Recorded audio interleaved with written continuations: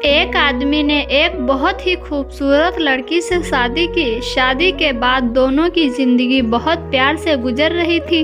वह उसे बहुत चाहता था और उसकी खूबसूरती की हमेशा तारीफ किया करता था। लेकिन कुछ महीनों के बाद लड़की चर्म रोग से ग्रसित हो गई और धीरे धीरे उसकी खूबसूरती जाने लगी। खुद को इस तरह देख उसके मन में डर समाने लगा कि यदि वह बदसूरत हो गई तो उसका पति उससे नफरत करने लगेगा और वह उसकी नफरत बर्दाश्त नहीं कर पाएगी।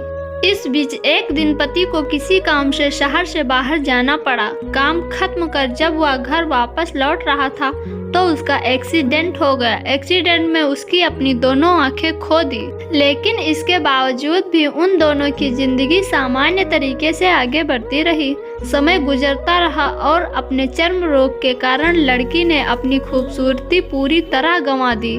वह बदसूरत हो गई, लेकिन अंधे पति को इस बारे में कुछ भी पता नहीं था, इसलिए इसका उसके खुशहाल विवाहित जीवन पर कोई प्रभाव नहीं पड़ा। वह उसे उसी तरह प्यार करता रहा। एक दिन उस लड़की की मौत हो गई। पति अब अकेला हो गया था। वह बहुत दुखी था। वह उस शहर को छोड़कर जाना चाहता था। उसने अंतिम संस्कार की सारी क्रियाविधि पूर्ण की और शहर छोड़कर जाने लगा। तभी एक आदमी ने पीछे से उसे पुकारा और पास आकर कहा, अब तुम बिना सहारे के अकेले कैसे चल पाओगे?